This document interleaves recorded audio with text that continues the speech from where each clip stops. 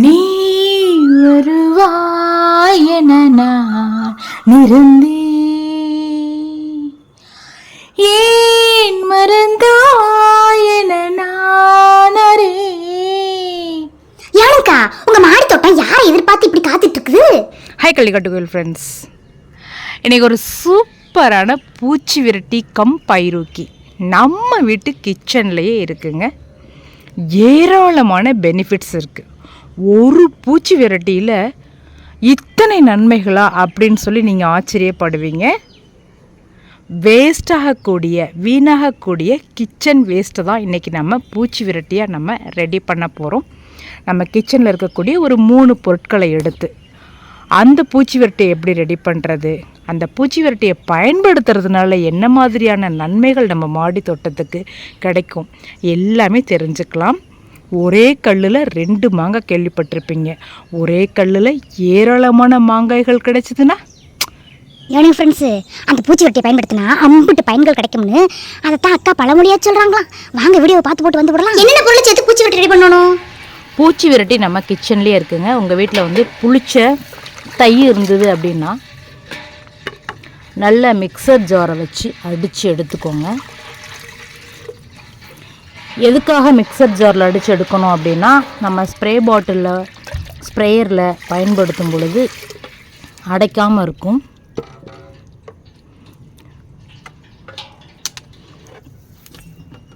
எவ்வளோ மோர் எடுத்துக்கிறோமோ அது மாதிரி ஒரு 5 மடங்கு தண்ணி சேர்த்துக்கங்க. நான் எப்பயும் போல் குளோரின் ஃப்ரீ போர்வெல் வாட்டர் தான் இதில் எடுத்திருக்கேன்.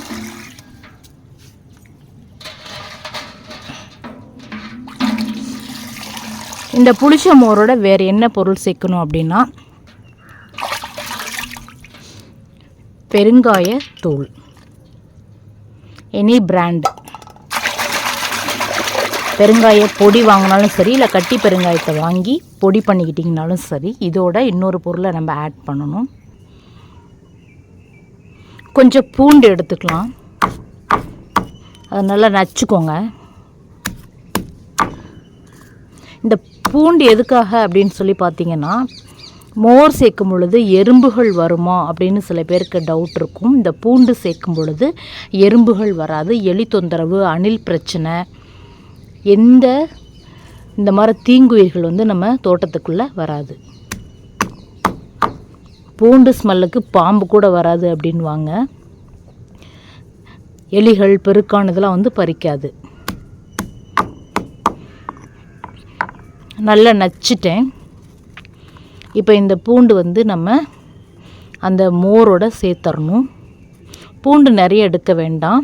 நான் வந்து கிட்டத்தட்ட ஒரு 50 லிட்டர் பக்கத்தில் இப்போ பூச்சி விரட்டி ரெடி ஆகுதுங்கிறதுனால ஒரு அரை பூண்டை சேர்த்துருக்கேன். நீங்கள் வந்து 1 லிட்டர் அப்படின்னு சொல்லி சொன்னால் 1 பல் பூண்டு வந்து போதும். இப்போ இதை நம்ம மோரில் மிக்ஸ் பண்ணிக்கலாம். நல்லா அந்த பூண்டு அப்படியே கலக்கி விட்டுருங்க. ஏற்கனவே நம்ம புளிச்ச மோர், அது மட்டும் இல்லாமல் பூண்டு நச்சு சேர்த்துருக்கோம், பெருங்காய பொடி இருக்குது, 3 பொருளை சேர்த்துருக்கோம். கிட்டத்தட்ட வந்து இது ஒரு 50 லிட்டர் அளவுக்கு நான் தண்ணி வந்து ஊற்றிட்டுருக்கேன். ஏன்னா இது வந்து ஒரு 5 லிட்டர் மோர் நம்ம சேர்த்துருக்கோம். அதுக்கு ஒரு 10 மடங்கு தண்ணி நான் சேர்த்துக்கிறேன்.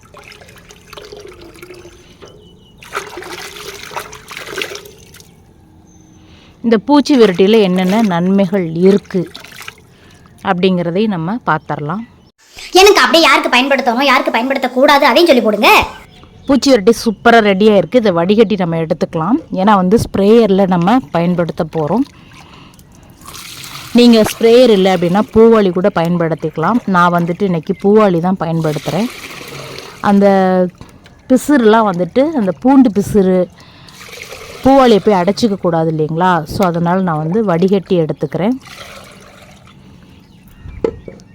இப்போ இந்த பூச்சி விரட்டியை எப்படி பயன்படுத்தணும் அப்படின்னு சொல்லி பார்த்தீங்கன்னா, நாற்றுகளுக்கு பயன்படுத்தாதீங்க. சிறு செடிகள், மரங்களுக்கு நம்ம தாராளமாக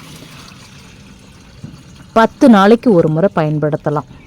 பூண்டு சேர்த்துருக்கிறதுனால நீங்கள் 10 நாளைக்கு ஒரு முறை பயன்படுத்துங்க. பூண்டு சேர்க்காமல் நீங்கள் இந்த பூச்சி விரட்டியை வெறும் புளிச்ச மோர் பெருங்காயத்தூள் சேர்த்திங்க அப்படின்னா வாரம் கூட நீங்கள் பயன்படுத்தலாம்.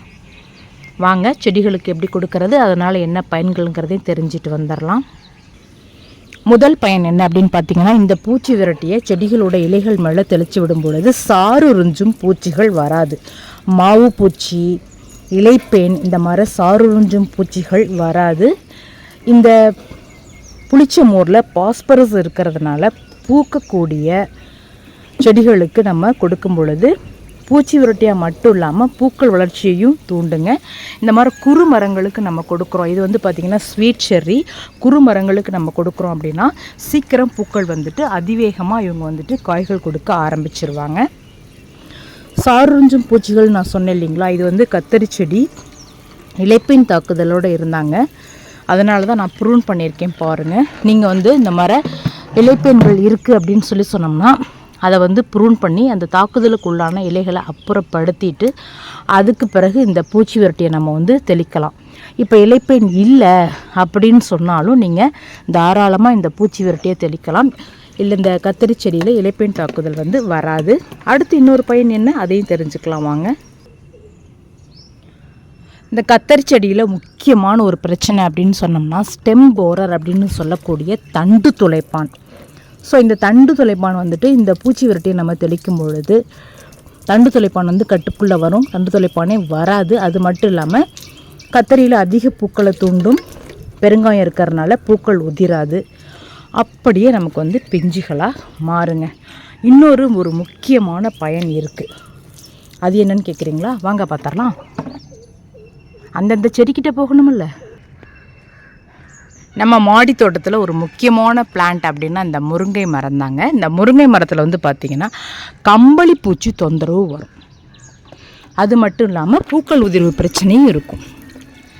இந்த புளிச்ச மோர் பூச்சி விரட்டியை பயன்படுத்தும் பொழுது உங்களுக்கு கம்பளி பூச்சிகள் எந்த வகையான கம்பளி பூச்சிகளாக இருந்தாலும் சரி கட்டுக்குள்ளே வந்துடும். உங்ககிட்ட வந்து ஸ்ப்ரேயர் இருந்தது அப்படின்னு சொன்னால் நல்லா அந்த இலைகள் மேலேயும் நீங்கள் தெளித்து விடலாம். என்கிட்ட வந்து ஸ்ப்ரேயர் வந்து இப்போ ரிப்பேராக இருக்கிறனால எனக்கு கைக்கு எட்டுற அளவுக்கு இந்த இலைகள் மேலே தெளித்து விட்டுட்டு மீதியை வந்துட்டு நான் அப்படியே வந்து கப்பில் மோந்து மேலே தான் அந்த இலைகள் மேலே ஊற்ற போகிறேன். அதனால் என்னாகும் அப்படின்னா இந்த பூக்களில் பூ உதிர்வு பிரச்சனை வராது. முருங்கை பூக்கள் அப்படியே வந்து பிஞ்சுகளாக நமக்கு வந்து மாறி நிறைய காய்கள் வந்து கொடுக்கும். கம்பளி பூச்சியும் வராது. இந்த பூச்சி விரட்டி பாருங்கள், பூச்சி விரட்டியாக மட்டும் இல்லாமல் பைரூக்கியாவும் இருக்குது. ஏன்னா மோரில் வந்து பாஸ்பரஸ் இருக்குது. ஸோ பாஸ்பரஸ் வந்து எப்பயுமே பூக்கள் உருவாகிறத அதிகப்படுத்தும். அதுக்காக தான் இந்த பாஸ்பரஸ் சத்து. அது மட்டும் இல்லாமல் இந்த குறுமரங்களுக்கு நம்ம மண்ணுக்கும் வந்து கொடுக்கலாம். எந்த விதமான பூச்சி இருந்தாலும் சரி. இப்போ இந்த அத்திம்பழத்தில் பார்த்தீங்க அப்படின்னா ஒரு மாதிரி வெள்ளை வெள்ளையாக ஒரு பூச்சி வரும். அந்த பூச்சி இலைகளுக்கு பின்னாடி இருந்துக்கிட்டு அந்த இலைகளுடைய சாரை வந்து உறிஞ்சும். ஸோ சாறுறிஞ்சும் பூச்சிகள் எந்த டைப்பாக இருந்தாலும் இந்த பூச்சி விரட்டி வந்து கட்டுப்படுத்திடும். உங்ககிட்ட பூவாளி ஸ்ப்ரேயர் எதுவுமே இல்லைனாலும் இந்த பூச்சி விரட்டியில் ஒரு கப் எடுத்து அந்த மண்ணுக்கு வந்து ஊற்றி விடுங்க. பெரிய க்ரோ பேக் அப்படிங்கிறனால இதில் பெரிய கப்பில் நான் ஊற்றுறேன். சின்ன க்ரோ பேக் அப்படின்னா சின்ன கப்பில் ஒரு 1/2 லிட்டர் நீங்கள் ஊற்றி விட்டீங்க அப்படின்னாவே வந்துட்டு அந்த மண்ணில் பட்டாலும் மண்ணில் வந்து இருக்கக்கூடிய நுண்ணுயிர்களின் வளர்ச்சி வந்து அதிகமாக இருக்கும். பூண்டு வந்து நம்ம கம்மியாக தான் கரைச்சிருக்கோம். ஸோ அதனால் வந்து பெருசாக பாதிப்பு அதிகம் வராது. நீங்கள் வந்து வாரம் ஒரு முறை கொடுக்கணும்னு நினச்சிங்கன்னா பூண்டு மட்டும் இல்லாமல் புளிச்ச மோர் பெருங்காயத்தை சேர்த்து இந்த கரைசலை நீங்கள் கொடுத்துக்கிட்டு வாங்க. ஒரே ஒரு பூச்சி விரட்டி தாங்க, ஒரே ஒரு பூச்சி விரட்டி. நம்ம கிச்சனில் இருக்கக்கூடிய ஒரு 3 பொருட்களை பயன்படுத்தி இந்த பூச்சி விரட்டியை நம்ம ரெடி பண்ணியிருக்கோம். இந்த புளிச்ச மோரை தோட்டத்துக்கு எப்படி பயன்படுத்துறது அப்படிங்கிறத இப்போ நீங்கள் தெரிஞ்சுக்கிட்டு இருப்பீங்க. இதே மாதிரி உங்கள் தோட்டத்துக்கு பயன்படுத்தி நீங்கள் வந்துட்டு பலன் எப்படி இருக்குது அப்படின்னு சொல்லிட்டு கமெண்ட்டில் சொல்லுங்கள். பூக்கும் செடிகளுக்கு இப்போ நீங்கள் பார்த்தீங்கன்னா ஜாதி பூ இருக்கு இல்லைங்களா, பூக்கும் செடிகளுக்கு ஜாதி முல்லை மல்லி கொடுத்தோம் அப்படின்னா பூ மொட்டுக்கள் அதிகமாக வரும். என்ன ஃப்ரெண்ட்ஸ், தொடர்ந்து கார்டனிங் வீடியோஸ் உங்களுக்கு வரணும்னு நினச்சிங்கன்னா நம்ம சேனலை நீங்கள் சப்ஸ்கிரைப் பண்ணி பெல் பட்டனை கிளிக் பண்ணி வைங்க. இன்னொரு வீடியோவில் உங்களை நான் சந்திக்கிறேன். Thank you, bye bye. பெல் பட்டனை கிளிக் பண்ணுங்க.